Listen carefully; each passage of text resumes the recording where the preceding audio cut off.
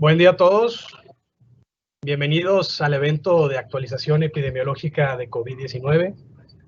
Soy el doctor Miguel Sanz, director médico de Hospital Clínica Nova.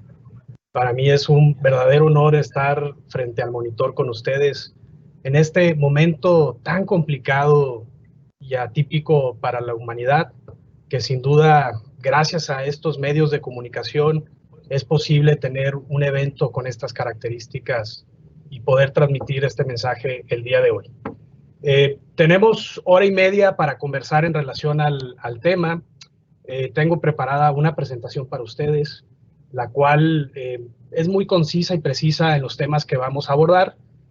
Por supuesto que vamos a iniciar con el tema de estadística mundial, nacional. Después vamos a abordar líneas de investigación, cómo va avanzando toda la información científica en torno al COVID-19.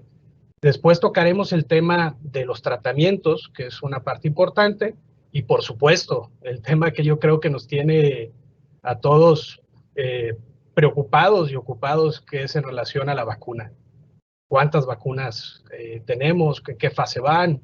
Y por supuesto, ¿cuándo por fin tendremos alguna disponible? Sin más preámbulos, y si están de acuerdo, iniciamos con la presentación. Sé que algunos de ustedes estuvieron enviando algunas preguntas. Probablemente muchas de ellas logre contestarlas durante el desarrollo de esta charla. Y en dado caso que no, si les parece bien, al final con gusto se las contesto. Entonces, paso a compartirles pantalla. Por ahí seguro ya están viendo mi monitor.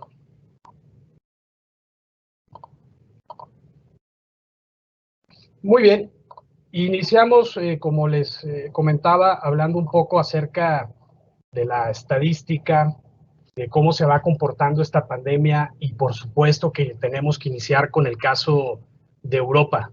Europa, pues, lamentablemente está viviendo una situación muy difícil en estas últimas semanas. Prácticamente se ha descontrolado la pandemia después de la luna de miel que tuvieron durante algunos meses.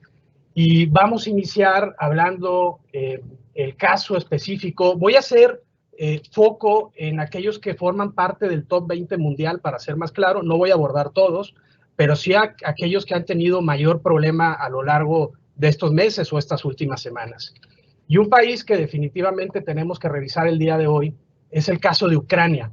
Vean esa gráfica epidemiológica. Prácticamente en la primera vertiente no tuvieron tantos problemas. Después empieza a descontrolar, viene un incremento importante en el número de casos y actualmente tienen un ritmo promedio del 12%.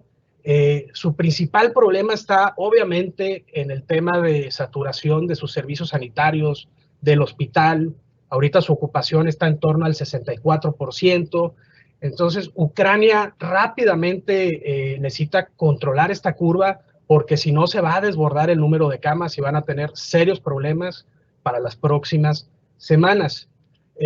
Por supuesto que implementaron nuevamente confinamientos y otras medidas, pero no han sido tan eficaces para controlar de momento este ritmo de transmisión. Otro país que viene con problemas en las últimas semanas es el caso de Bélgica. Bélgica tuvo, como ustedes pueden observar, una curva mucho mayor que la primera. Aquí hago una pequeña aclaración. Es difícil a veces comparar esta segunda etapa con la primera etapa europea, porque por supuesto la cantidad de pruebas que están haciendo ahora es mucho mayor que en la primera. En la primera pues no existían tantos reactivos, tantos laboratorios, prácticamente los tomó desprevenidos, y ahora sí, ahora ya con más tiempo tuvieron oportunidad de prepararse y hacen muchísimas más pruebas. Entonces, por supuesto que están identificando muchos más casos, porque ahora también hacen rastreo de contactos, están identificando muchos asintomáticos, que ya hablaremos acerca del tema, pero sí, definitivamente es difícil comparar las dos vertientes. Pero bueno, el caso de Bélgica ocupa el lugar 18 a nivel mundial, mantiene un ritmo de crecimiento del 10%, no obstante, como ustedes pueden observar, ya con las medidas que implementaron, por supuesto que hubo nuevamente confinamiento en ese país, empieza a disminuir de forma importante, que esa es una buena señal. Ellos están haciendo en promedio unos 40,000 test al día, 40,000 PCRs, y van a avanzar ahora con las famosas pruebas de saliva, que ya también hablaremos de ese tema más adelante, y su objetivo para diciembre es incrementar las pruebas a 100,000 diarias, o sea, realmente una estrategia epidemiológica muy precisa basada en pruebas que sabemos que sin duda es la mejor herramienta para controlar una epidemia o una pandemia como la que estamos viviendo en este momento. Otro país que por supuesto tenemos que analizar y comentar es el caso de Alemania, que como ustedes pueden observar, tuvo un crecimiento. Alemania está en el lugar 15 a nivel mundial, aparentemente ya se empieza a estabilizar.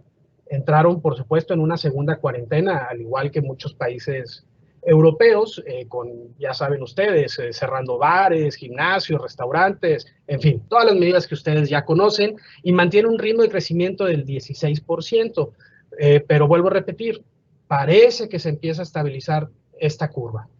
Otro país que también nos tiene con el foco rojo es el caso de España. España, que tuvo una curva, ustedes pueden ver en la primera etapa o la primera ola, ya al rato hablamos también del término ola, muy alta, muchas defunciones, aparentemente empieza a estabilizarse en estas últimas semanas. Ellos también tuvieron que hacer diferentes medidas, no tan fuertes como el caso de Francia o el Reino Unido o Alemania. España decidió más bien aplicar medidas de acuerdo al comportamiento epidemiológico en cada una de sus entidades. Entonces hay un mosaico de estrategias epidemiológicas. La mayoría de los casos se concentran en Madrid, el otro se concentra en Cataluña y Andalucía. Y pues bueno, el ritmo de crecimiento se mantiene en un 9%. Y algo que nos llama mucho la atención es una nueva mutación del virus que le llaman la mutación española, que ahora es la más prevalente en esta nueva etapa europea, pero más adelante también vamos a abordar esa situación. Después entramos al caso del Reino Unido, que vean el Reino Unido como también viene con un crecimiento todavía más importante que el caso de España. También empieza ya a estabilizarse afortunadamente. Ellos entraron en un confinamiento de un mes, del 5 de noviembre al 2 de diciembre, mantiene una tasa de crecimiento del 11% en la última semana. Y bueno, otra situación que también nos preocupa en el Reino Unido es que se están incrementando las defunciones. Reitero, en el momento que se empiezan a saturar los hospitales, definitivamente empiezan a incrementar esta estadística. Otro caso, y que es digno de mencionar en esta sesión, es el caso de Polonia.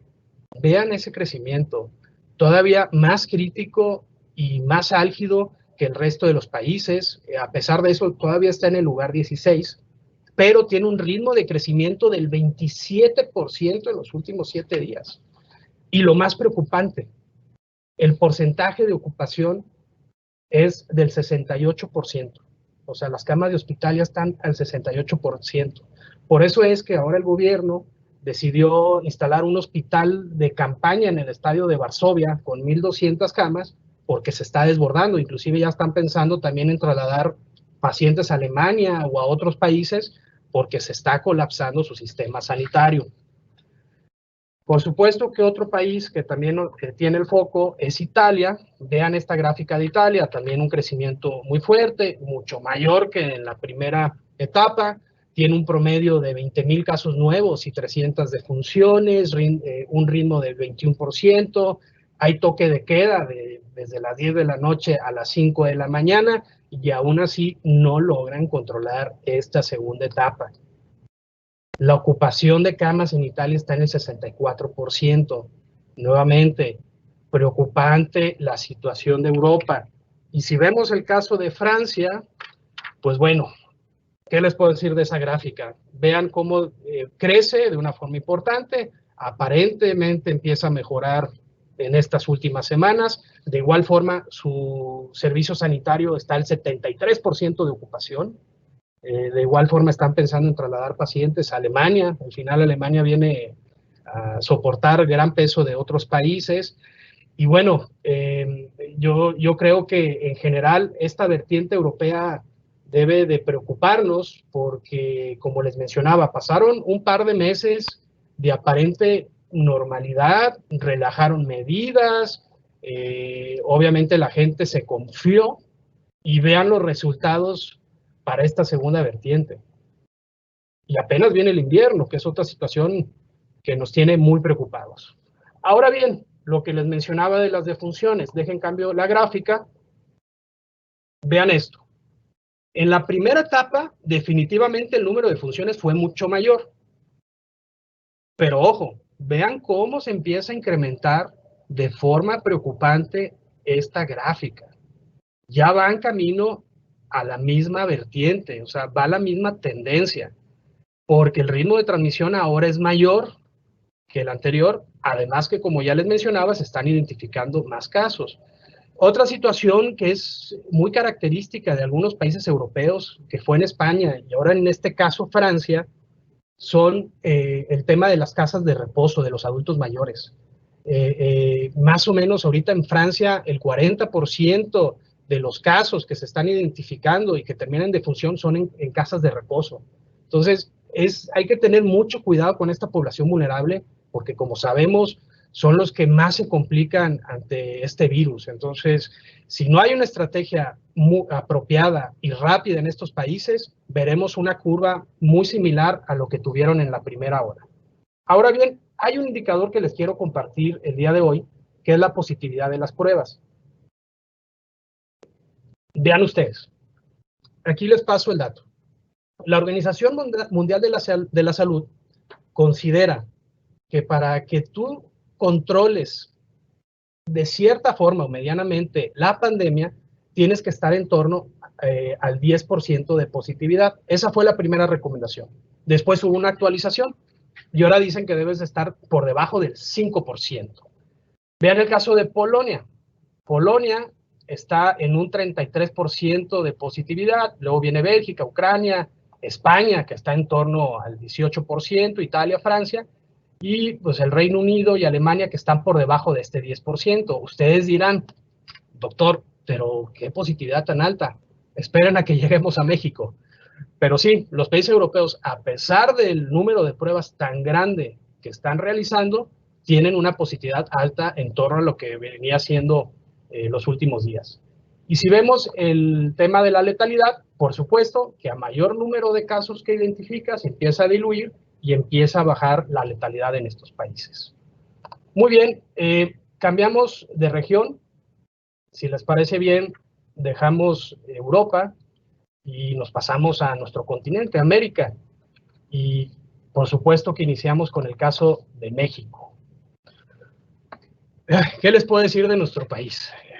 Realizamos muy pocas pruebas, es difícil compararnos contra el resto por lo mismo. Para que ustedes tengan en el radar, México realiza en torno a 16 pruebas por cada 1,000 habitantes, mientras que Estados Unidos realiza 475 por cada 1,000. Entonces, es muy difícil analizarlo, pero bueno, no obstante, a pesar de que la curva parecía que México estaba adaptado a esta famosa nueva normalidad, definitivamente las últimas semanas, y ustedes pueden ver al final de esta gráfica cómo empieza nuevamente un incremento en los casos. Hay nuevos brotes de virus, principalmente en algunas entidades, entre ellas, seguro ustedes al escuchar las noticias, saben que Chihuahua está con problemas muy serios, inclusive es la entidad con mayor ocupación hospitalaria, está por supuesto Durango, y entre ellos Nuevo León. De hecho, Nuevo León es la segunda entidad con más casos activos después de la Ciudad de México. Entonces, eso preocupa porque realmente en nuestra entidad también la ocupación hospitalaria tenemos serios problemas y, como les mencionaba, si se saturan los servicios sanitarios, por supuesto que se incrementan las defunciones porque pues tienes que internar al que está más grave y al que está medianamente grave pues no hay una cama y lo regresas a su casa y hasta que llega grave ahora sí lo hospitalizas y eso incrementa la mortalidad y todos lo sabemos. Y lo más crítico y lo más triste para nuestro país, cuarto lugar mundial en defunciones. Y la tasa de letalidad más alta, tenemos una tasa de letalidad del 10%. 10%. La media reportada mundial por la OMS es del 2.6%. Nosotros estamos en el 10%. ¿Qué quiere decir eso? No estamos identificando casos. Sin duda alguna. Ustedes vieron la gráfica de cómo conforme vas identificando casos va bajando la letalidad. En México, lamentablemente, no lo hacemos. es muy, muy complicado. Ya nos estamos acercando al 1,000,000 de casos positivos y pues prácticamente el virus ya cobró la vida de casi 100,000 personas. Y repito, y apenas viene el invierno. Entonces, no es momento de relajarnos y ustedes están viendo la estadística, qué preocupante es. Ahora bien, vamos a analizar el caso de Chile. Chile es un país interesante desde el punto de vista epidemiológico. Vean ustedes, tuvo un pico muy alto, todos lo recordarán, inclusive llegó a ser de los países más afectados por millón de habitantes, pero incrementan de forma importante el número de pruebas y vean cómo logran doblar esa curva de forma importante y prácticamente estabilizan al país. Y ahí va. Por supuesto que tuvieron un confinamiento mucho más estricto que el que estuvimos los mexicanos. No obstante, han ido relajando sus medidas y de momento no han encontrado un rebrote. Puede ser que se presente, sí, no lo sabemos, pero me parece interesante las estrategias que implementó este país. El otro caso que por supuesto tenemos que analizar es el de Colombia. Colombia que también tuvo un fuerte crecimiento.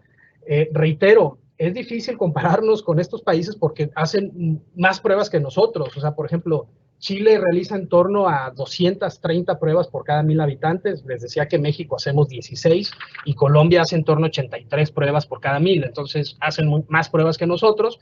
No obstante, Colombia pueden ver que se empieza a estabilizar en estas últimas semanas. El otro caso que fue noticia mundial fue el tema de Argentina, que inició con una pandemia aparentemente controlada, con un confinamiento obligatorio, cierre de fronteras, etcétera, pero nuevamente empieza un crecimiento exponencial en el número de casos. La buena noticia es que estas últimas semanas ha bajado el ritmo de transmisión de una forma importante. Ustedes lo pueden observar de forma muy clara en esa gráfica. Y la ocupación hospitalaria anda en torno al 60% en este país. Por supuesto que en este análisis también tenemos que agregar el caso de Brasil, que es el tercer lugar a nivel mundial, por debajo de la India y de Estados Unidos. Vean qué alta fue su curva, luego empieza a descender de forma importante y se estabiliza, tanto en el tema de casos confirmados como en defunciones. No obstante, están relajando muchas medidas, sobre todo en la parte de Sao Paulo y Río de Janeiro, y es probable que veamos un repunte en las próximas semanas o en el próximo mes, porque así funciona este virus, y la verdad es que nos tiene a todos muy preocupados. Por supuesto que tenemos que también agregar Estados Unidos. ¿Qué les puedo decir de este país? Vean esa gráfica, vean lo crítica y angustiante que es. Viene la primera ola, segunda ola, tercera ola, y aquí me detengo para explicar el término ola. Verán ustedes, querido auditorio, la idea de las olas viene de la pandemia de 1918, de ahí viene el término coloquial de ola, porque durante esa pandemia se reportaron casos de una forma exponencial durante la primavera y luego literalmente desaparecen y luego viene una explosión de casos durante el otoño. Entonces, cuando tú hablas de una ola en una epidemia, abarca un periodo durante el cual los casos aparecen, crecen y decrecen. Pero realmente los científicos y expertos en esta materia consideran que Estados Unidos permanece en la misma ola, porque realmente nunca hubo un decrecimiento importante en los casos, al contrario, siguen creciendo. Estados Unidos ya superó los 10 millones de casos, o sea, eso representa la quinta parte del total de los casos a nivel mundial. Rompieron un récord la semana pasada de 100,000 casos en menos de 24 horas. Mantienen un promedio de 86,000 casos cada 24 horas. Los casos se están desbordando, prácticamente están informando récord en 17 estados, tanto de casos nuevos como en hospitalización. Y prácticamente en dos semanas se incrementó en un 45% el número de casos. O sea, es una situación sumamente difícil la que está atravesando este país. Y vuelvo a repetir, y ustedes vieron la cantidad de pruebas que están realizando. ¿Cuántos casos no tendremos en México? ¿Qué pasaría si realizamos la misma cantidad de test que estos países? Seguramente nuestra estadística sería muy, muy diferente. Por último, en esta gráfica, por supuesto que voy a agregar a la India, porque la India, pues ustedes saben muy bien que es el segundo lugar a nivel mundial, y como observan, tuvo un pico muy importante, pero afortunadamente lo empiezan a controlar. Y vean ustedes, voy a pasar a la parte de la positividad de las pruebas. Vean México. Actualmente estamos en el 50.4% de positividad de las pruebas. Por eso les decía en el caso de Europa, esperen a que vean México. ¿Qué quiere decir esto? Que en México de cada 10 pruebas que se hacen, 5 son positivas. A ese nivel. En cambio, vean Estados Unidos, por debajo del 10%, al igual que Chile y la India. Por eso reitero, las pruebas son muy importantes. Lamentablemente, como todos sabemos, no es la estrategia que optó nuestro país y no tenemos suficiente información para hacer un análisis más profundo y comparativo en esta situación. Y nuevamente, si analizamos la letalidad, vean ustedes, querido auditorio, México, en comparación al resto de los países que tenemos en este momento en la gráfica. Por los cielos. Por los cielos. Entonces, estamos en una situación muy difícil. El invierno nos preocupa a todos. Por supuesto que vamos a ver un repunte importante en nuestro país. Además que vamos a tener conviviendo otros virus al mismo tiempo que el COVID. Y definitivamente nos va a complicar todas las estrategias epidemiológicas. Si de por sí es difícil, porque el COVID genera una cantidad de síntomas súper importantes y muy variado, que ahorita los vamos a analizar, se confunde mucho con otras enfermedades. Entonces, desde el punto de vista médico va a ser muy complicado. Y lo que más nos preocupa, la transmisión del virus es alta, pero sobre todo en espacios cerrados. Entonces, ahora las reuniones, como va a ser frío, pues las van a hacer en espacios cerrados. Y eso va a incrementar la transmisión del virus y vamos a tener más personas enfermas. Por eso es bien importante ser consciente y cuidarnos, no solamente a nosotros, sino también a nuestros vecinos, nuestras familias, nuestros seres queridos, a nuestros amigos. Las reuniones van a ser un momento muy peligroso en esta temporada invernal por los espacios cerrados. Muy bien, termino esta parte de la presentación que era la estadística y pasamos ahora sí a la parte de investigación que seguro será de su interés. Esto es en relación a de dónde viene este virus. Miren, la verdad es que desde el inicio de la pandemia, diversos científicos, epidemiólogos, virólogos, etcétera, aparecen en muchos medios y dan la información científica actual sobre las investigaciones que se están desarrollando en relación al virus.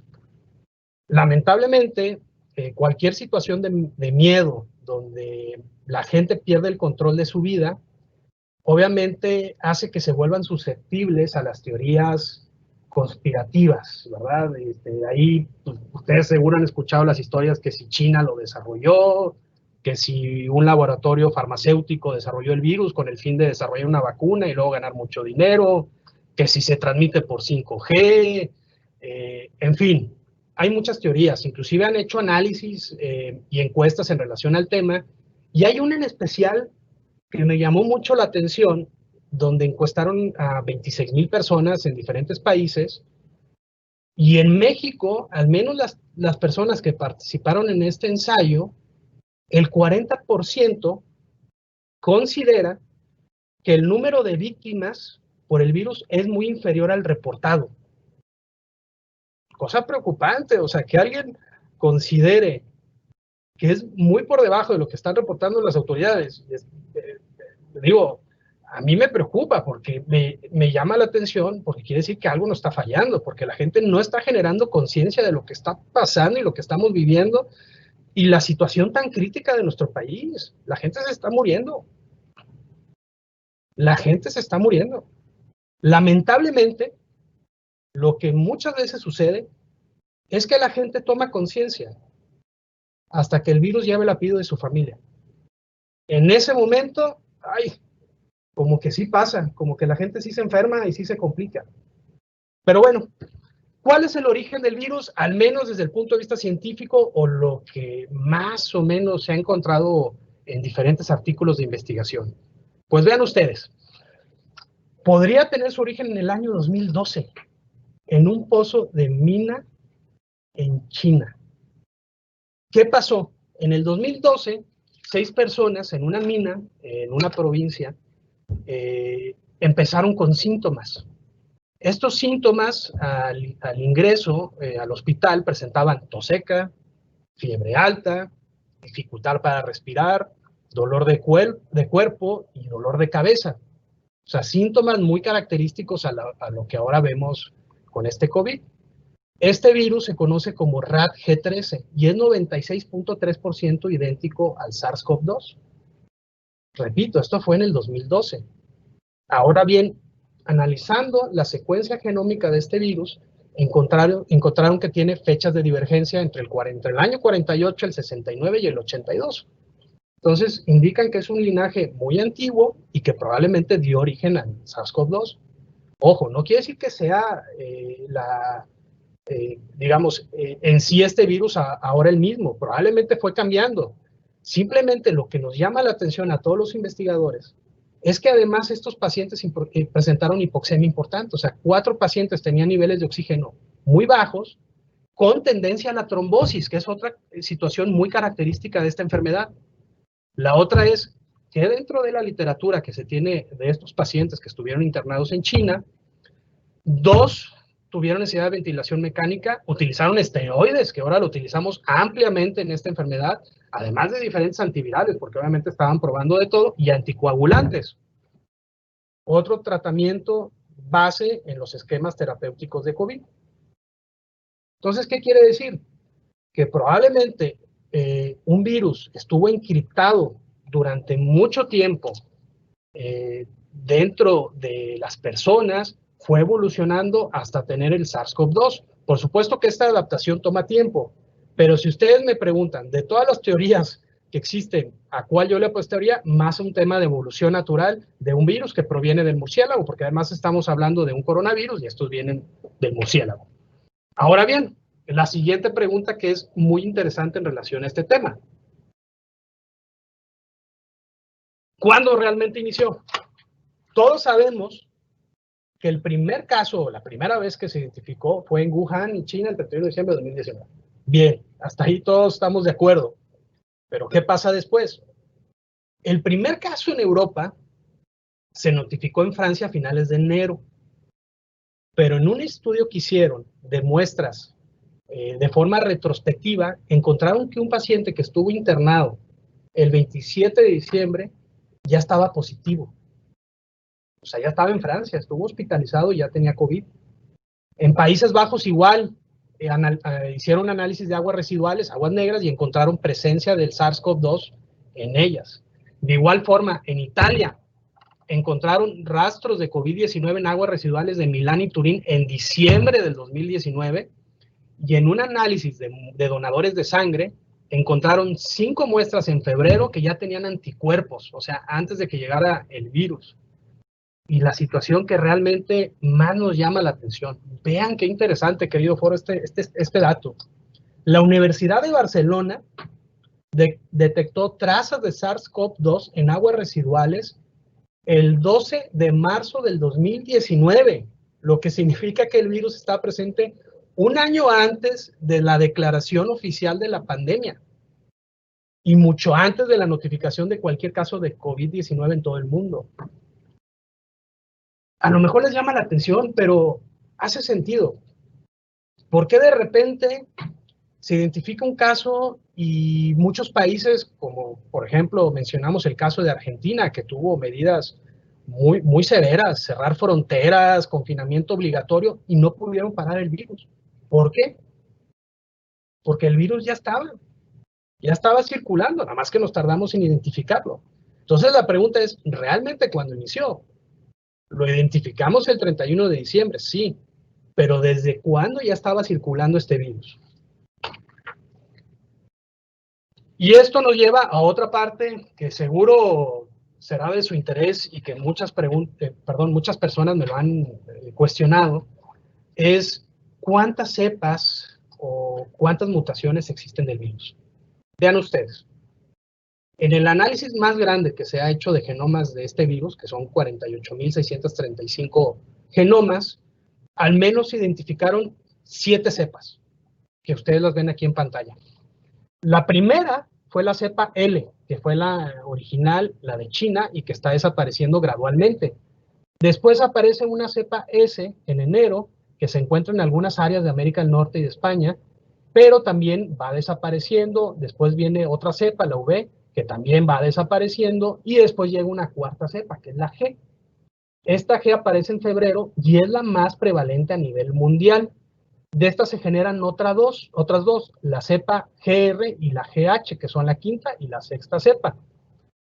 Estas cepas representan el 74% de todas las secuencias genómicas a nivel mundial. Y la última es la O, pero la O se refiere en general a otras cepas que se encuentran en investigación. Entonces, sí, tenemos diferentes cepas. Ojo, ojo. Siempre hay una tendencia a confundir mutación con cepa. No, es diferente. ¿Los virus van mutando? Sí, pero no necesariamente es una nueva cepa. Para hablar de una nueva cepa es porque ya generó ciertas mutaciones que provocan que el virus se comporte de forma diferente y tiene ciertas características. No toda mutación es una nueva cepa.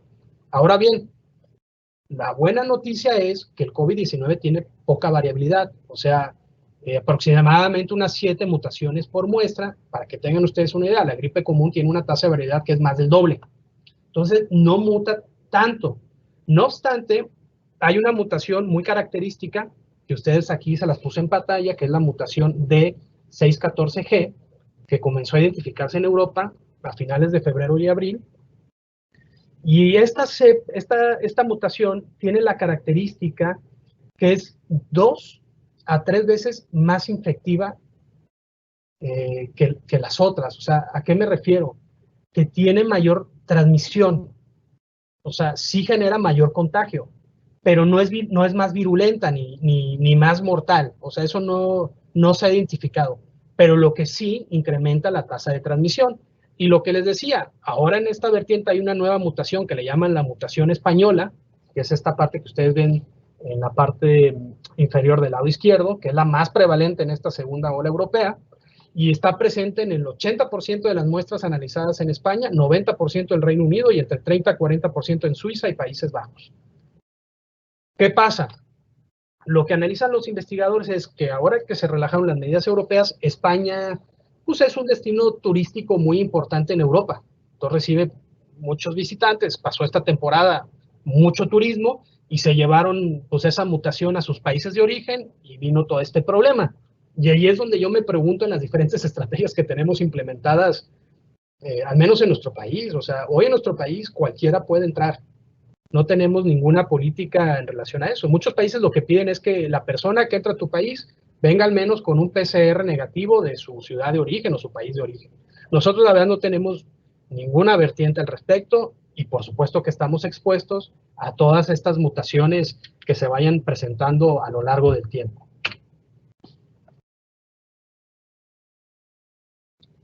Bien, modos de transmisión. Son muchos. Primero me voy a concentrar en la parte izquierda de la pantalla y luego pasamos al lado derecho.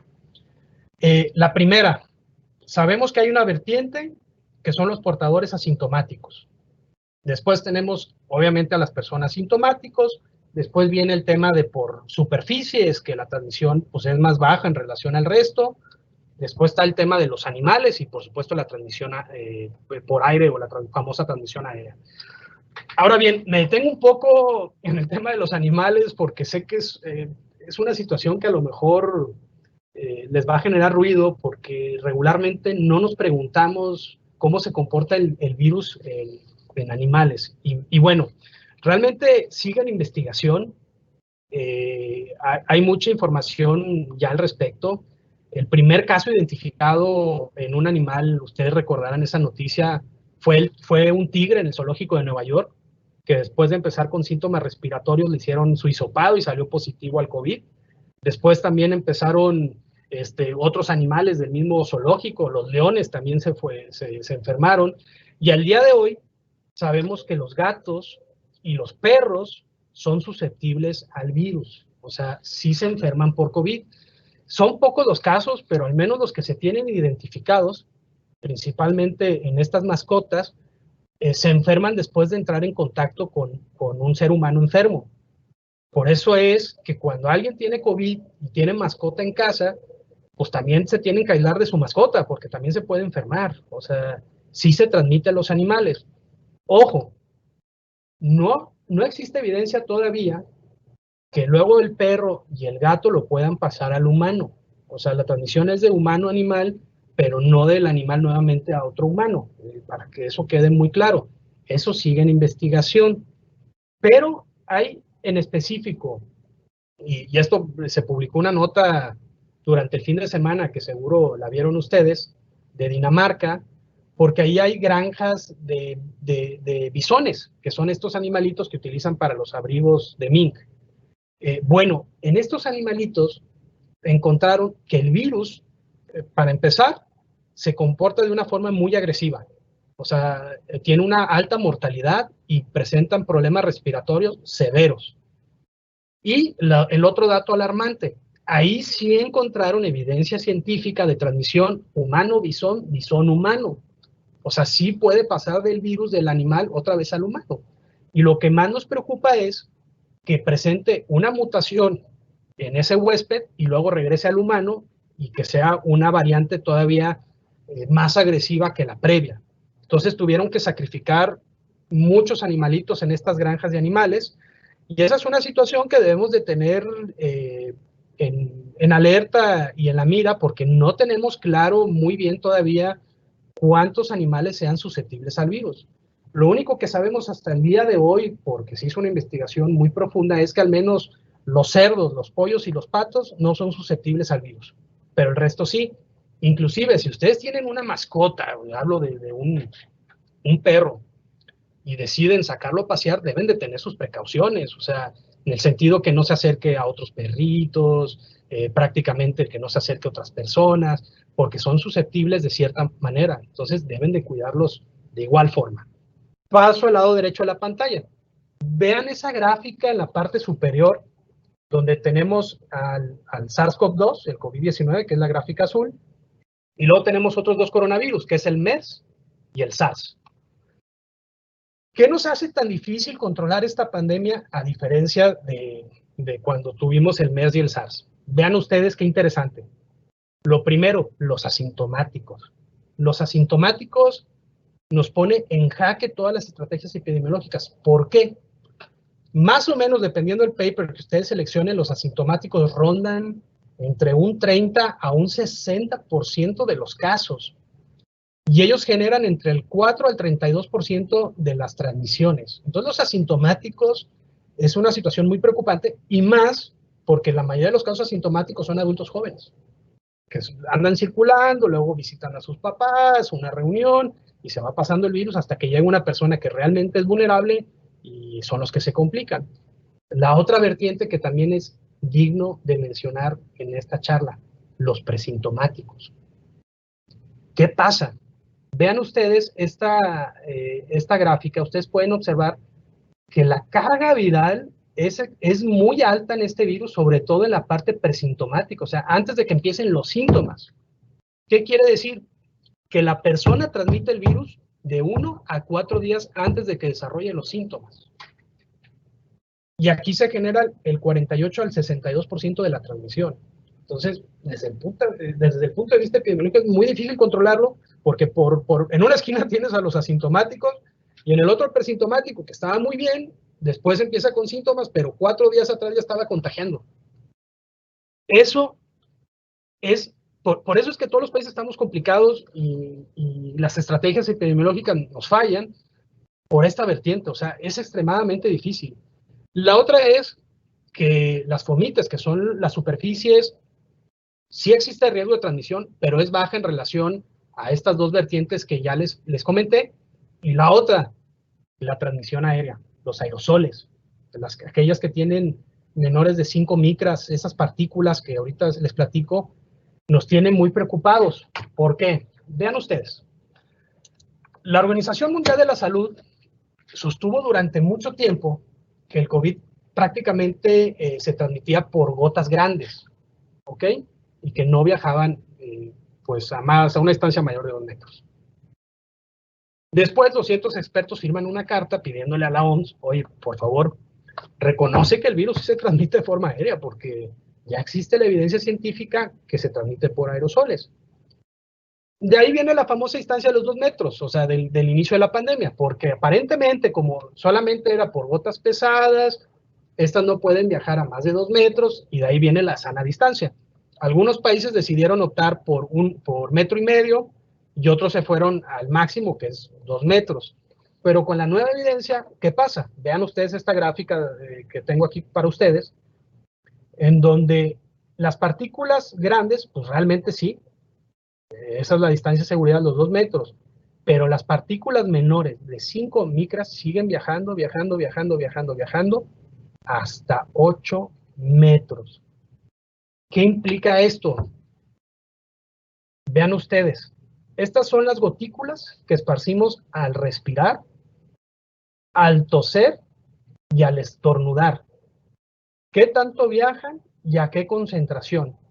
Inclusive, ¿cuál es el rango de concentración si respiras por la nariz, si respiras por la boca, inclusive con tu tono de voz, si es bajo, moderado o si hablas a gritos? ¿Cómo se va incrementando? Y lo más preocupante, el tema de los espacios cerrados. Vean ustedes, si los lugares que tienen poca ventilación o sin ventilación, estas partículas permanecen suspendidas en el aire por cierto tiempo. ¿Qué implica esto?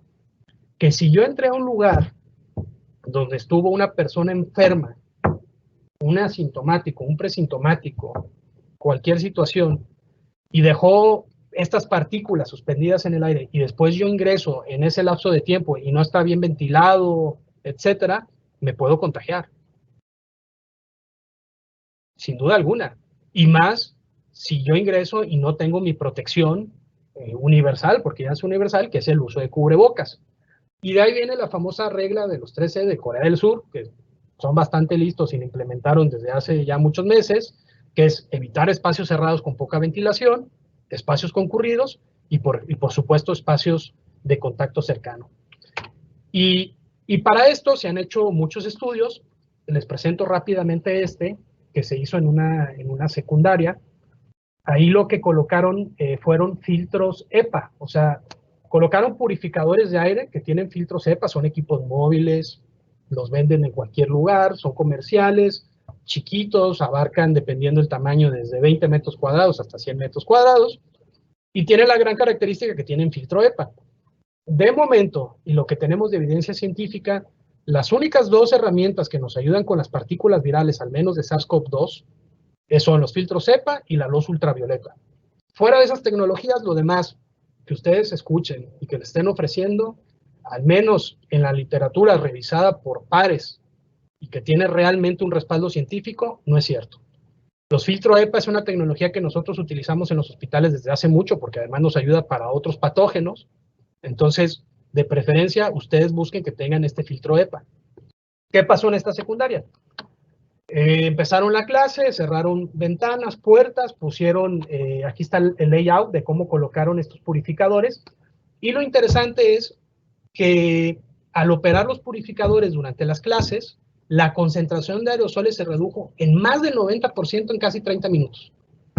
Entonces, definitivamente es una estrategia muy buena para reducir el riesgo de transmisión por aerosoles en edificios con sistemas de ventilación deficientes o que no tengas una ventana que puedas abrir.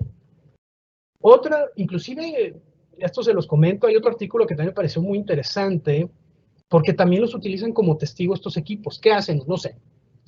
Los colocan en una sala de juntas. Los tienen funcionando y les hacen hisopados de control al filtro. Si sale positivo el filtro, quiere decir que en esa área está circulando el virus y que probablemente pues, alguien sea presintomático o asintomático, y generan ya las estrategias epidemiológicas correspondientes, pues revisando y haciendo las pruebas a la gente de ese piso.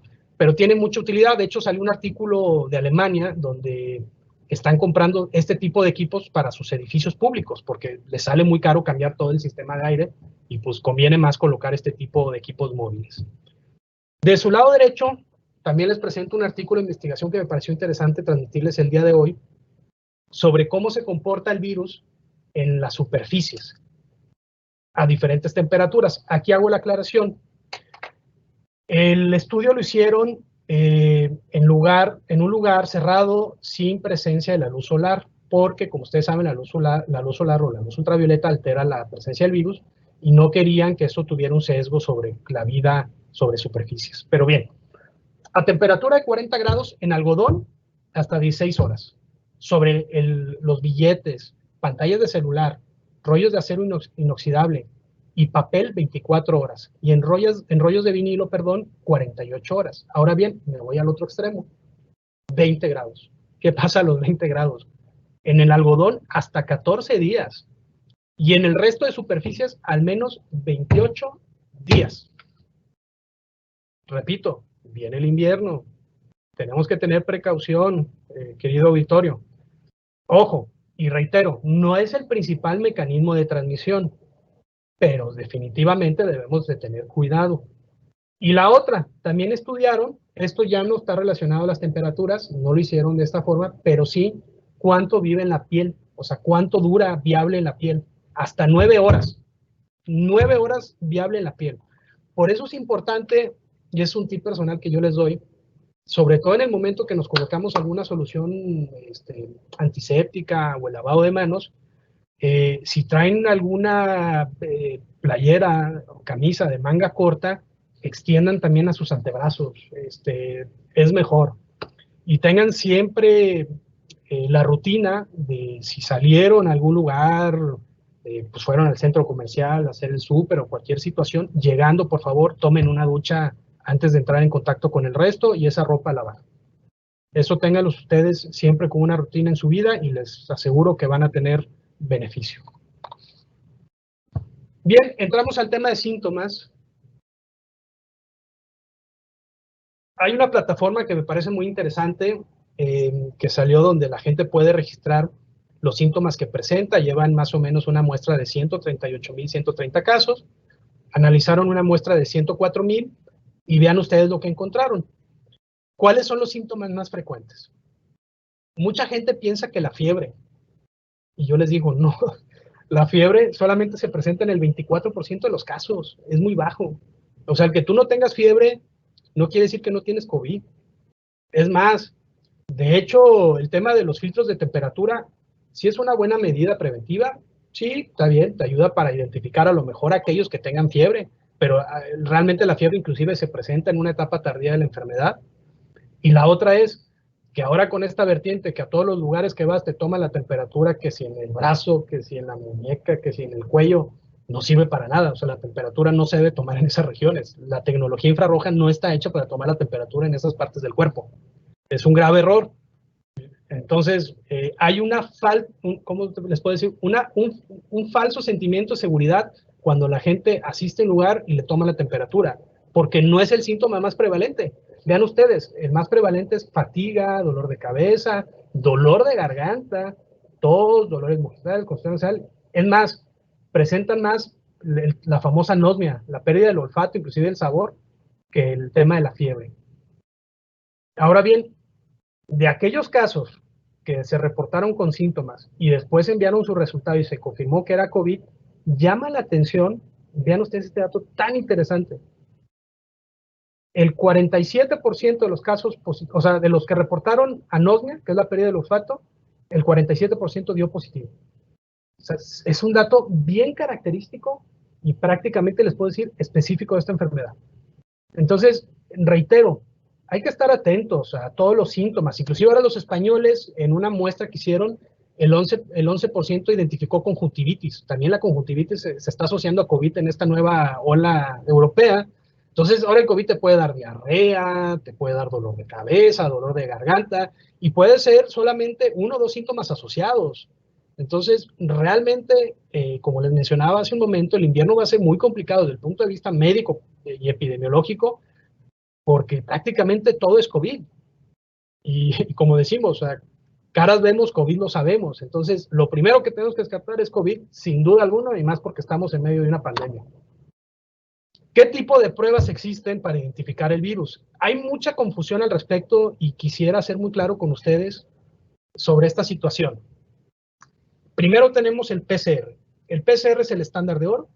Sin duda es la prueba más sensible y específica para el virus y tiene la gran ventaja que te permite identificar a aquellos pacientes que inclusive estén en periodo de incubación. ¿Ok? O sea, no es necesario que esperarte a los síntomas, inclusive cuando son contactos. Ya ven que nosotros cuando hacemos los cercos definimos un número de días y a partir de esos días les hacemos la prueba. Porque sí, nos ayuda y te permite identificar inclusive asintomáticos. Luego está la nueva vertiente, que es la prueba en saliva.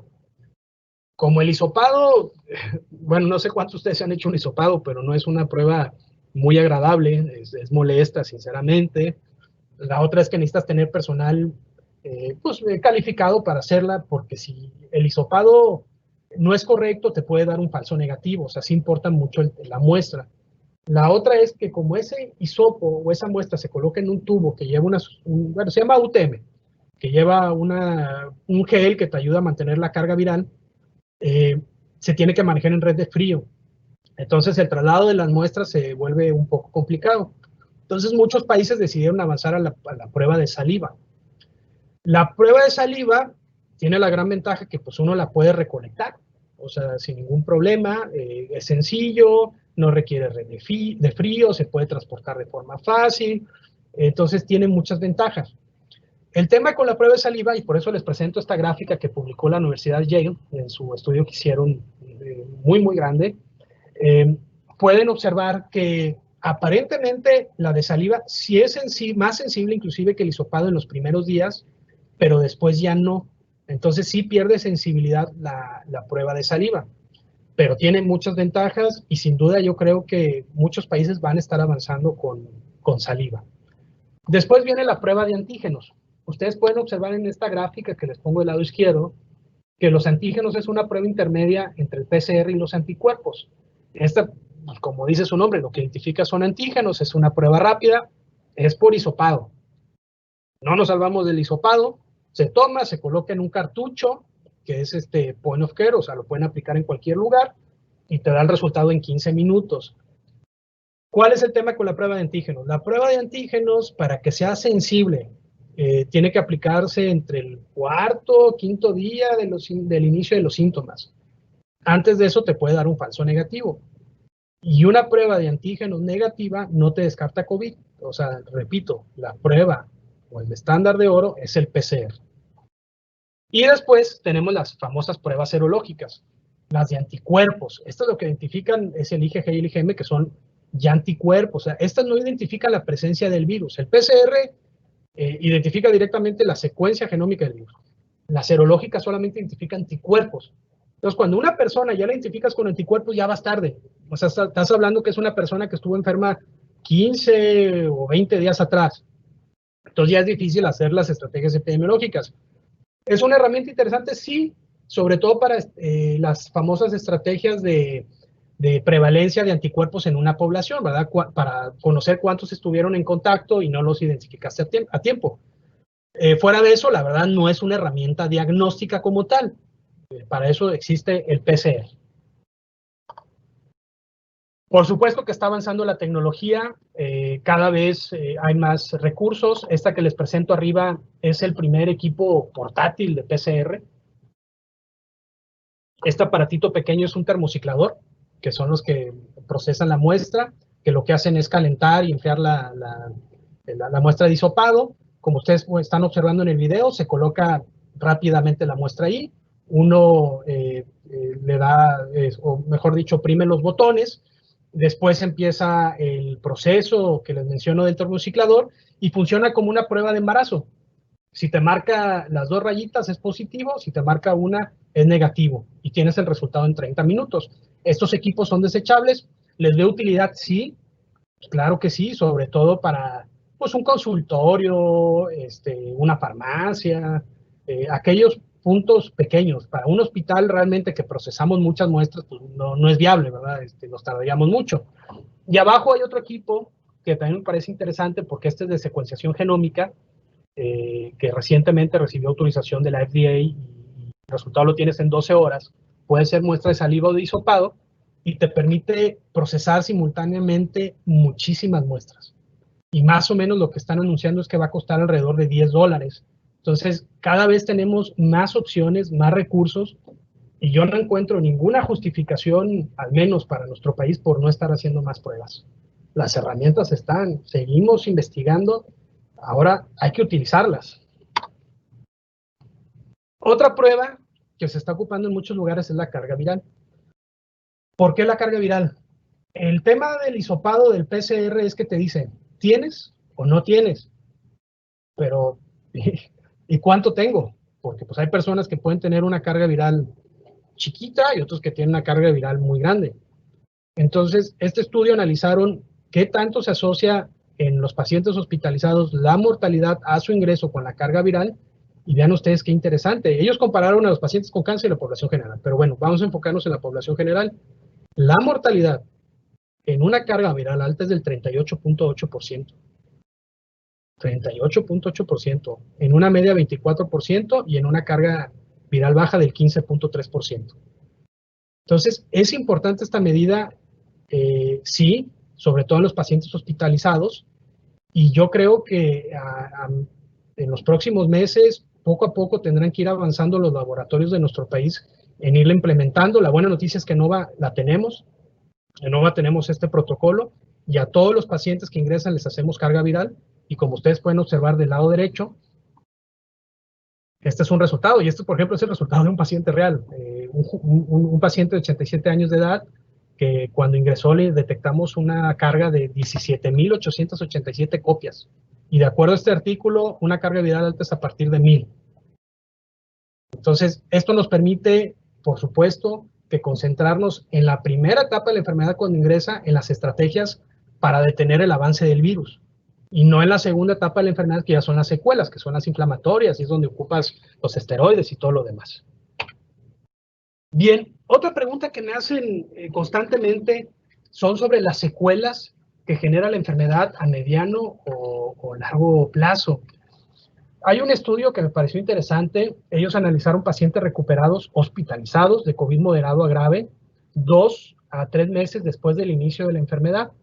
Les hicieron resonancia magnética de cerebro, de pulmones, de corazón, de riñones, les hicieron prueba de esfuerzo, de espirometría, inclusive exámenes test psicológicos y de calidad de vida.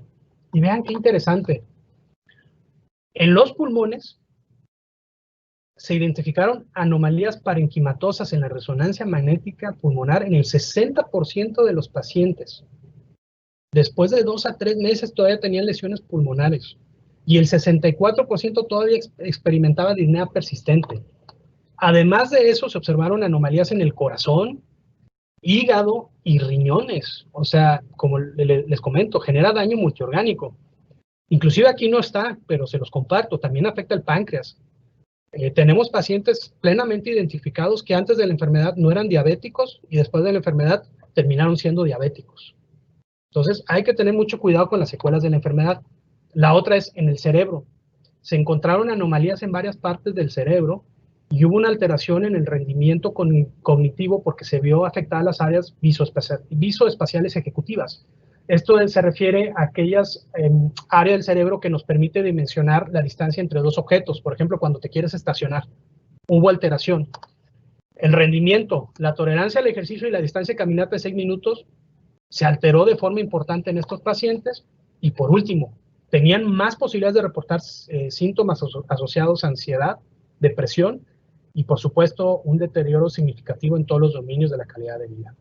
Entonces, esto hay que considerarlo sobre todo en aquellos pacientes que estuvieron, vuelvo a repetir, hospitalizados con enfermedad moderada grave, porque las secuelas mediano o largo plazo pueden ser importantes. Otra pregunta que seguro tendrán ustedes es la famosa inmunidad o duración de los anticuerpos después de la enfermedad. Lamento informarles que es poco. Vean ustedes. En este análisis es de los más grandes que de momento se han realizado. 365.104 adultos se analizaron en Londres con prueba serológica para IgG, 5% de positividad, y le hicieron 3 rondas. Se observó una caída del 26.5% en los niveles de anticuerpos en 2 a 3 meses. Y luego lo distribuyeron por grupos, para ser más claros todavía. En la población joven, entre 18 a 24 años, fue una reducción del 14.9%. En aquellos que habían tenido infección confirmada, de 22.3%. En los adultos mayores de 75 años, una reducción del 39% en este periodo. Y en los asintomáticos, aquellos que no tenían antecedente de COVID, un 64%. Así que si ya tuvieron COVID, no los exime de todos los cuidados necesarios para evitar una reinfección. Yo sé que muchos de ustedes seguro vieron notas de los casos confirmados, que hoy el primer caso en Estados Unidos, que el primer caso de reinfección en Corea del Sur, pero realmente hay muchos. O sea, el tema de cuando se confirma una reinfección es porque hubo oportunidad de hacer un análisis de la secuenciación genómica del primer cuadro y del segundo cuadro. Pero son más, nomás que no tenemos el recurso para hacer ese análisis. En general, los artículos de investigación hablan en un promedio de 3 a 4 meses que te duran los anticuerpos. Ahora bien, aquellos que cursan asintomáticos o con cuadros leves generan muy pocos anticuerpos. De hecho, esos pacientes no sirven para el protocolo de plasma, o sea, se descartan para donar plasma de paciente convaleciente. Entonces, por favor, si ya tuvieron COVID, no se pueden relajar. Y ya vieron la estadística. Realmente dura muy poco esta falsa inmunidad que nos genera. Otro tema muy reciente es en relación a los tratamientos. Hay varias vertientes. Del lado izquierdo tenemos los medicamentos aprobados por la FDA de Estados Unidos en las últimas semanas. En la parte superior tenemos el famoso Remdesivir. El Remdesivir es un profármaco antiviral que actúa inhibiendo, obviamente, la multiplicación viral. Es un tratamiento que se utilizó para ébola y para el MERS y el SARS. El tema con este tratamiento es que es para pacientes hospitalizados. Realmente no se utiliza en una etapa temprana de la enfermedad. Sí se encontraron buenos resultados, sí, aparentemente sí, hubo una recuperación de 10 días en comparación al grupo control que fueron de 15 días. Y pues bueno, fue el primer tratamiento avalado para COVID por la FDA. El problema es que cuando ya estás con un tratamiento en un paciente hospitalizado ya vas tarde. O sea, lo ideal sería tener un tratamiento para el paciente ambulatorio.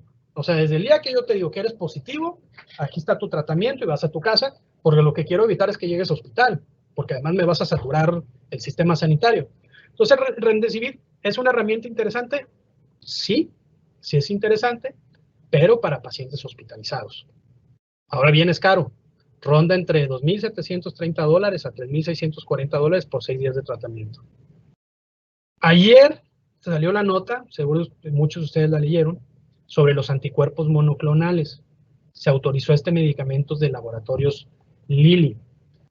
Este medicamento es fabricado para neutralizar coronavirus y lo que hicieron fue fabricar artificialmente los anticuerpos a partir de una muestra de un paciente recuperado. Los resultados son buenos en general, al menos lo que se publicó. Sí hubo una reducción importante de la carga viral, más rápida que el grupo placebo, y presentaron síntomas menos graves y tuvieron que ir en menor medida al servicio de urgencias. Otra característica es que podría ofrecer protección temporal para aquellos pacientes que están en riesgo de infección, o sea, si estás en contacto constante con alguien positivo, o por ejemplo, para personal sanitario que trabaja en áreas COVID. Lo interesante es que recibió la autorización como tratamiento ambulatorio para aquellos que no requieran hospitalización. Lo difícil es que su presentación es inyectable, o sea, infusión intravenosa principalmente, al menos lo que nos han compartido.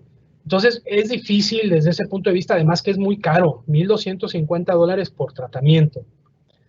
En la otra esquina tenemos el Avigan de Fujifilm, que es el Favipiravir.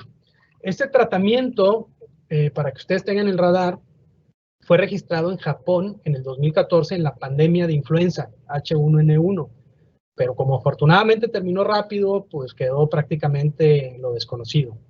Sin embargo, lo rescataron y ya está aprobado para su uso en India, China, Rusia, Indonesia, Turquía, Japón y recientemente Chile. Hace 2-3 semanas Chile lo autorizó. En Estados Unidos se encuentra en fase 3 en investigación y va muy bien. Realmente la carga viral tiene una reducción muy rápida. En el grupo control y en el grupo de intervención encontraron obviamente la recuperación más rápida en los que recibieron el tratamiento. Los síntomas se recuperaron de forma importante y el costo es todavía más interesante en relación al resto. El promedio es de $188 por 14 días de tratamiento. Entonces, es más accesible desde el punto de vista, además que es tabletas, o sea, es oral, se lo entregas al paciente, se lo lleva a su casa, a lo que tenemos para la influenza, ¿verdad? El famoso Tamiflu. Lamentablemente, ninguno de estos medicamentos está disponible en el país todavía. ¿Por qué? Pues bueno, es un tema de regulación sanitaria, tendrán que pasar por COFEPRIS y todo ese camino que ustedes probablemente ya conocen, y no tenemos fecha para tener disponible, al menos en México, ninguno de estos 3 esquemas de tratamiento. Pasamos al famoso tema de vacunas.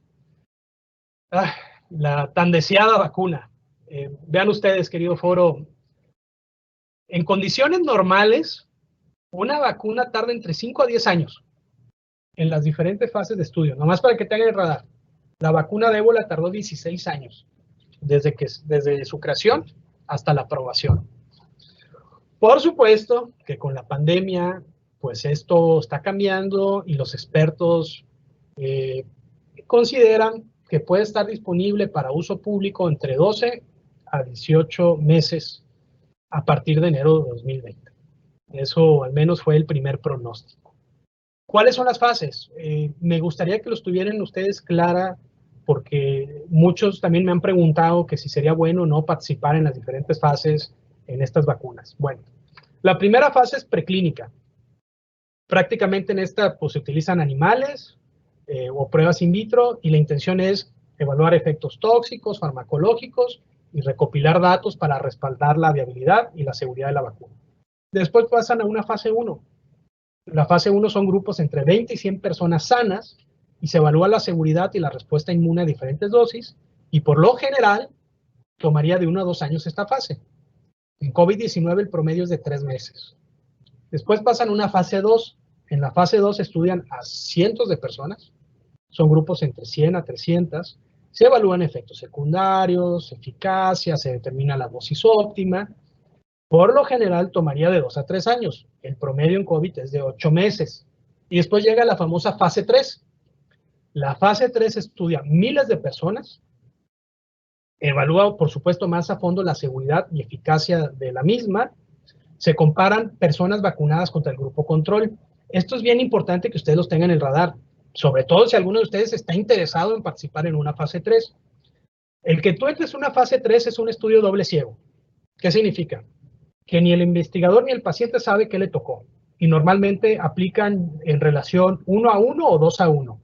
O sea, uno recibe la vacuna y otros reciben placebo, o sea, les inyectan solución, o sea, agua. No reciben la vacuna. Y tú no sabes de qué grupo eres, si del vacunado o del placebo. Y lo que hacen es analizar a la población a lo largo del tiempo para ver quién se enferma más de COVID. Entonces, si ustedes participan, nomás tengan el radar que puede ser que les toque el grupo placebo y van a tener la falsa sensación que ya tienen la vacuna. Por lo general toma de 2 a 4 años, pero durante esta pandemia se están combinando fase 2 y fase 3 para cortar, por supuesto, este periodo. Y por último llega la famosa revisión regulatoria, donde la agencia gubernamental revisa los datos del ensayo clínico para poderla autorizar. Regularmente toma de 1 a 2 años, pero obviamente va a tomar unos meses. Y para que ustedes tengan el radar, la FDA, al menos en Estados Unidos, para autorizar una vacuna, pide al menos un 50% de efectividad para obtener su aprobación. ¿Ok? Partimos de ese 50%. Bien, ¿cómo va el proceso? Hay 229 vacunas en desarrollo, de las cuales 69 ya están en fase clínica. Aquí ustedes pueden ver cuántas están en fase 1, fase 2, fase 3, inclusive algunas que están aprobadas para uso limitado, las chinas y las rusas principalmente. Y después tenemos diferentes tipos de vacunas, genéticas, de vectores virales, a base de proteínas, inactivadas o atenuadas, y ahí ustedes pueden ver cuáles son los laboratorios que están en base a qué tecnología desarrollando sus vacunas. Preparé para ustedes una pequeña tabla comparativa, al menos de las más importantes, o las que más difusión se les da en los medios de comunicación. Tenemos Moderna, la de Johnson & Johnson, que es la vacuna de Janssen, la de AstraZeneca, Pfizer y Novavax. Bien, ¿qué les puedo resumir de esta tabla? Para no robarles mucho tiempo. Pues bueno, de Moderna, lo interesante es que, por supuesto, ya está en una fase 3. En la fase 3 están reportando una efectividad cercana al 75%, que ya vieron que con 50 consiguen la aprobación, entonces un 75% es muy bueno. Los efectos secundarios son menores y de momento no han reportado ningún evento adverso grave. Va avanzando de forma importante. Y la fecha tentativa, al menos que comparte el laboratorio, es que puede estar disponible para enero. En el caso de la de Johnson & Johnson, que es la de Janssen, la subsidiaria de esta farmacéutica, es una vacuna en base a adenovirus. La gran ventaja que tiene esta vacuna respecto al resto, como ustedes pueden observar en pantalla, es que es de una sola dosis. Todas las demás requieren 2 dosis. Entonces, esto en cuestiones de logística facilita muchísimo. En fase 2 hubo buena respuesta de anticuerpos, tanto en adultos jóvenes como en adultos mayores. Por mucho, es el ensayo más grande. Ellos están reclutando 60,000 voluntarios. Entonces, tienen una muy buena muestra. Efectos secundarios, lo más frecuente es dolor en el lugar de inyección. Sin embargo, ellos sí presentaron un evento adverso grave, no publicaron la información de qué sucedió, tuvieron que detener el ensayo y después lo reactivaron. Nada más que no tenemos información por un tema de políticas de seguridad que no comparten esos datos. No sabemos si fue del grupo de intervención, del grupo placebo, en fin. ¿Cuándo estará disponible? Probablemente para el primer trimestre del 2021. AstraZeneca, que saben ustedes que México tiene un acuerdo con esta farmacéutica. Esta, la diferencia que tiene es que está en base a un adenovirus de chimpancé. Esta utiliza 2 inyecciones con diferencia de 28 días. Va en fase 3, que han encontrado una respuesta inmune también muy buena. Son 54,000 voluntarios, pero también han presentado 2 eventos adversos graves. Entre ellos fue una mielitis transversa, y una mielitis transversa es un problema neurológico que regularmente está asociado a procesos virales. Se tuvo que suspender, la FDA lo estuvo investigando y después ya se reactivó el ensayo. Es frecuente, o sea, realmente no se asusten porque los eventos adversos se suelen presentar sobre todo en el desarrollo de vacunas y más si estamos presionando y acelerando el proceso como está sucediendo en este momento. Y se estima que esté disponible en enero del 2021. Después tenemos la famosa vacuna de Pfizer, que estuvo circulando una noticia por todos los medios de que habían encontrado una efectividad superior al 90% en la fase 3. ¿Es una buena noticia? Sí, sin duda. Y qué bueno que encontraron esa protección. Ahí lo único que yo les quiero hacer la observación es que esta protección se encontró en los primeros 94 casos confirmados de COVID-19 entre los 44,000 voluntarios. O sea, de aquellos que se enfermaron, que son estos 94, el 90% no tenía la vacuna. ¿Ok? O sea, a esos se están refiriendo al decir que tiene una protección superior al 90%. Pero falta todavía mucho camino. O sea, ellos están estimando más o menos que se enfermen unos 164, 180 personas para completar el estudio. Entonces todavía falta camino, pero sí es muy buena noticia, definitivamente.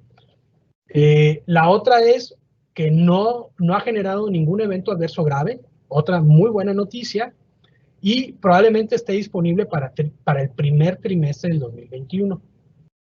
Y después tenemos la Novavax, que es una vacuna basada en proteínas, Está avanzando, ya se encuentra en fase 3, la inició en septiembre. Ellos nomás han publicado un preliminar de los resultados en fase 1, también con buenos resultados, y se espera que esté disponible en primer semestre del 2021. Por ahí ustedes pueden observar que les coloqué qué países están participando en fase 3, y ustedes pueden observar que la de Johnson & Johnson y Novavax tienen convenio con México. Probablemente en algunos estados estén participando en esta fase 3. Después tenemos las famosas vacunas chinas. Pues China ha avanzado de forma importante, ha vacunado silenciosamente a más de 100,000 personas antes de completar las pruebas de seguridad. No había informado problemas graves con su vacunación hasta el día de ayer en Brasil. Seguro todos vieron la nota, que tuvieron que suspender temporalmente los ensayos clínicos de la vacuna de Sinovac por un evento adverso grave. Nuevamente, no publicaron la información. No sé qué enfermedad o qué problema tuvieron. La otra situación es que los productores chinos tienen un historial de escándalos y los medios de comunicación de ese país no desempeñan un papel de vigilancia debido al control estatal. ¿A quién ha vacunado a los chinos? A todo el personal de salud, personal de aduanas, mercados, transporte y aerolíneas. ¿Qué sabemos de las dos principales farmacéuticas? Bueno, el caso de Sinopharma, en el 2018, en el Instituto de Productos Biológicos de Wuhan, que es subsidiaria de esta farmacéutica, vendió más de 400,000 vacunas defectuosas contra la difteria, tosferina y tétanos. Entonces es un antecedente malo. La otra es que Sinovac fue acusada de sobornos a funcionarios chinos entre el 2002 al 2014. Por supuesto que esto nos tiene preocupados por los antecedentes.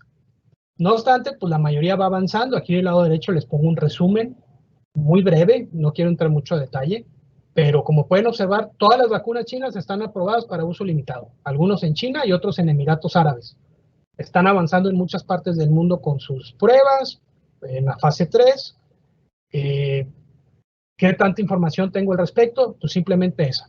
Van avanzando bien, no habían tenido ningún evento adverso hasta el día de ayer en el caso de Sinovac, y tendremos que esperar a que publiquen la información en cuanto a su efectividad de la fase 3.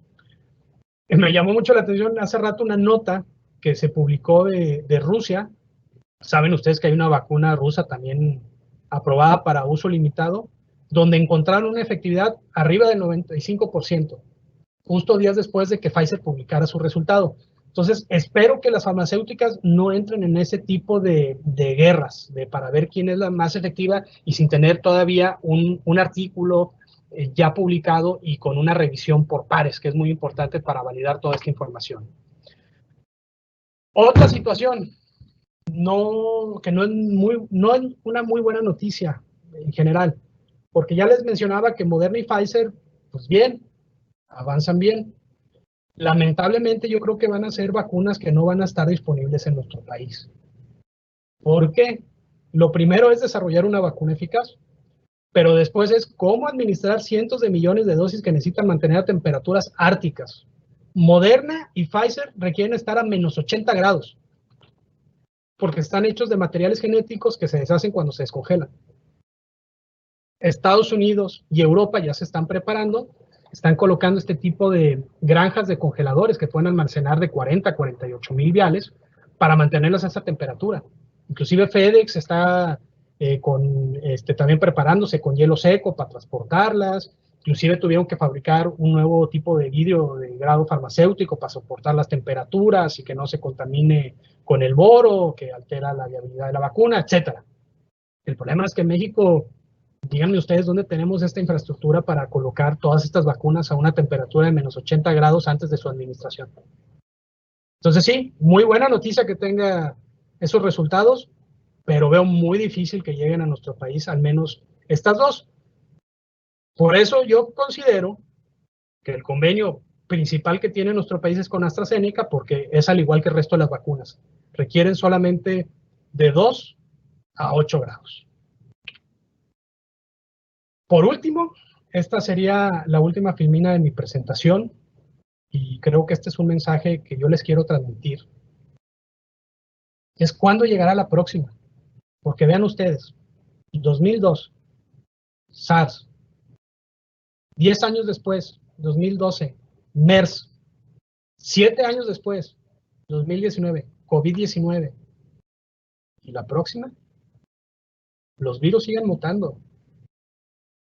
Y ya vimos que no estamos preparados para esto. O sea, realmente nuestra sociedad está pasando por una crisis tan compleja y no es la primera pandemia que realmente atraviesa la humanidad.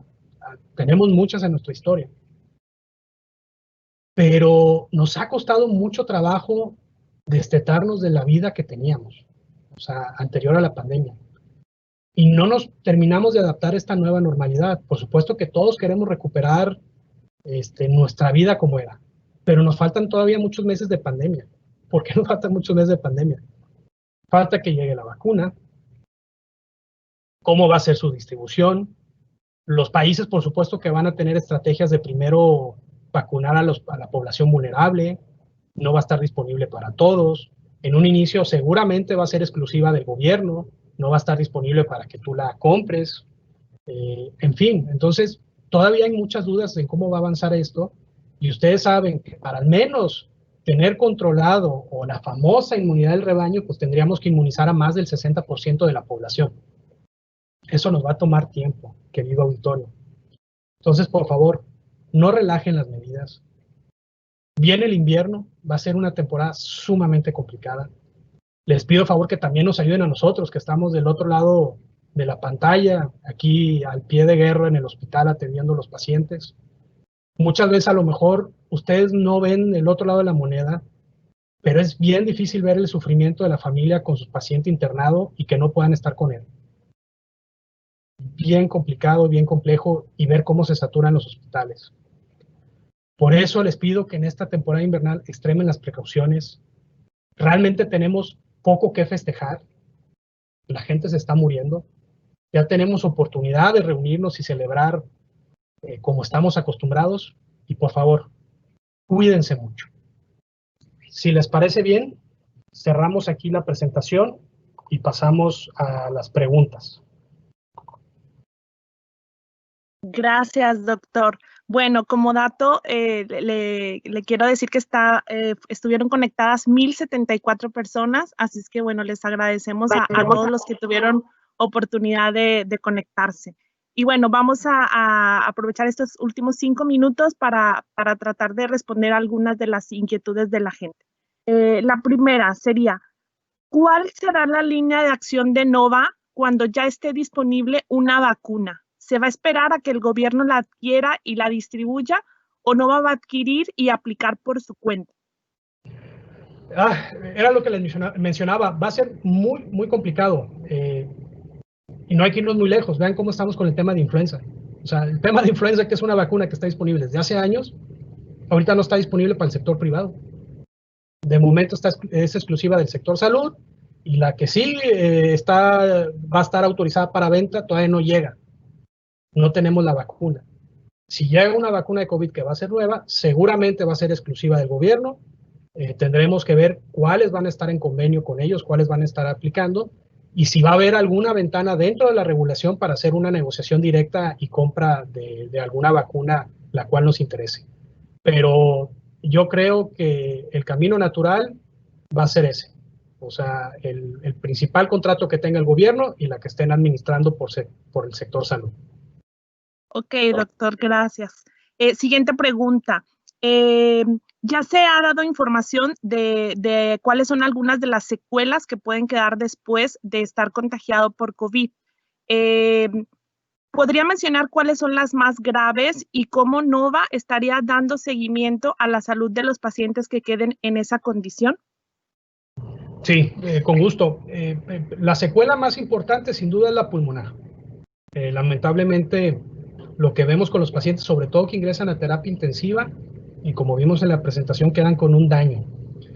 Ese daño lleva su tiempo porque obviamente recuperar la capacidad pulmonar después de tantos días, sobre todo si estuvieron en ventilador y más si tuvieron traqueostomía, les cuesta trabajo. Y nosotros tenemos un programa de seguimiento. ¿Qué hacemos? Tenemos un programa de rehabilitación pulmonar.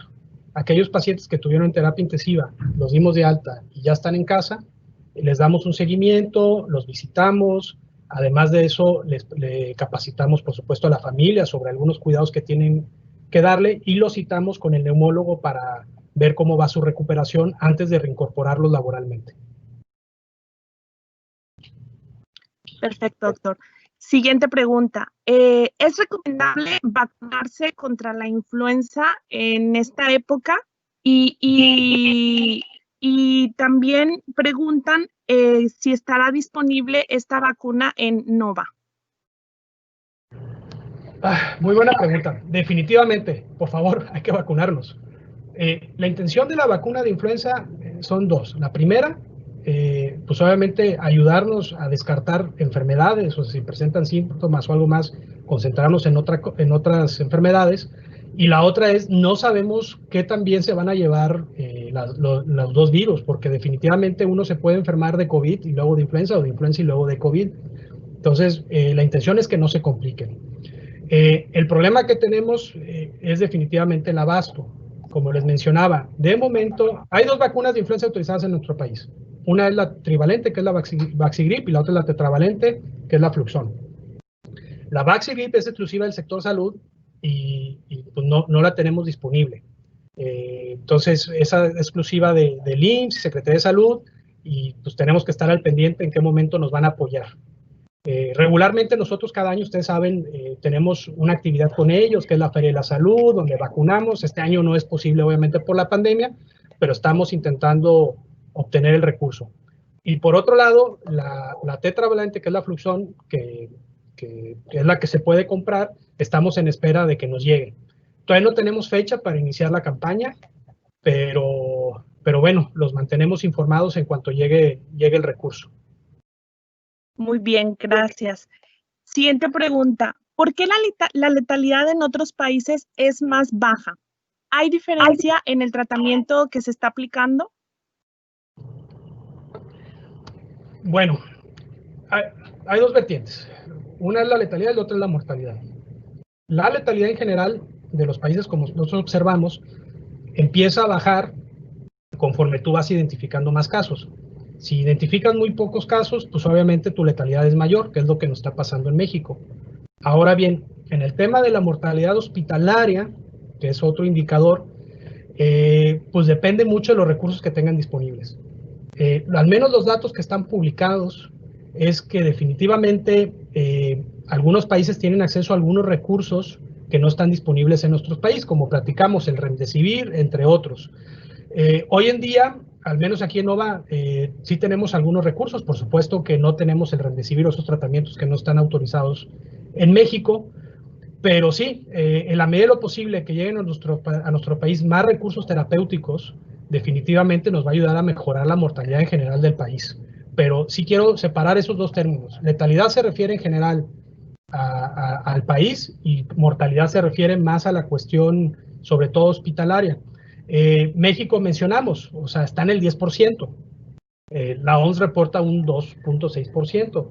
Si México incrementa el número de pruebas, como vimos el caso de los países europeos, seguramente al identificar muchos casos que son asintomáticos o con síntomas leves, va a empezar a doblar la curva.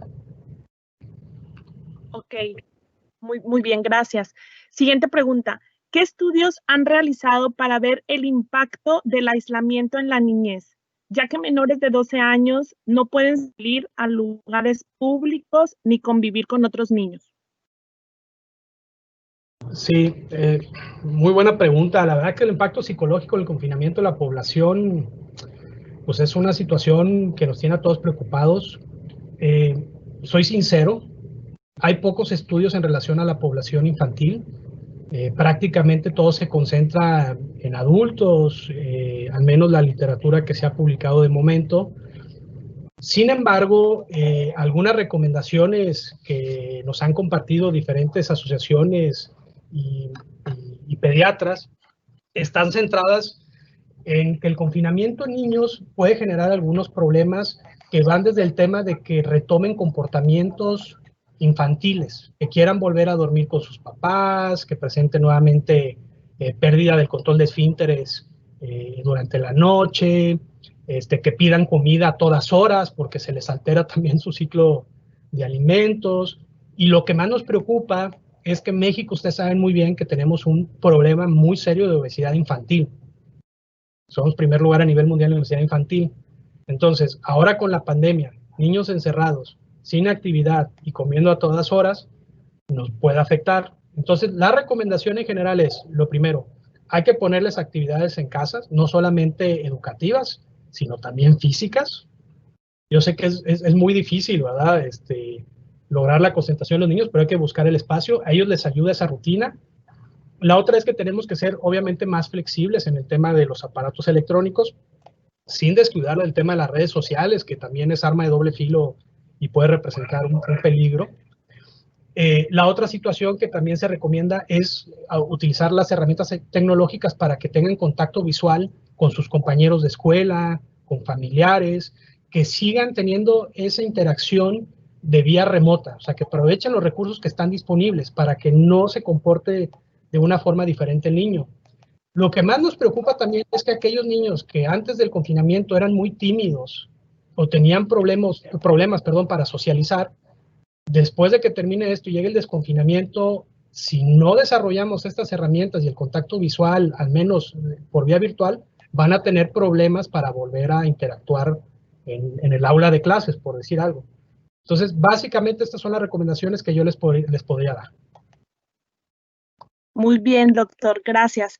Y bueno, por último, porque ya se nos acabó el tiempo para esta sección, ¿se tiene alguna fecha para reanudar el programa de check-up médico anual ENOVA?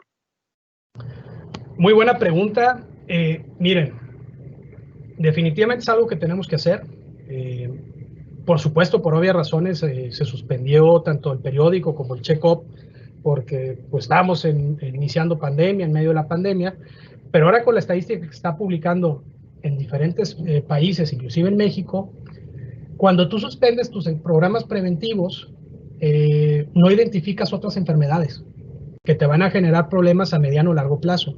Entonces, estamos analizando de qué forma lo reactivamos de forma segura, epidemiológicamente segura. Ya estamos trabajando en el proceso y probablemente podemos retomar el rumbo para diciembre. Muy bien, doctor. Muchas gracias. Bueno, pues hasta acá terminamos con esta sección.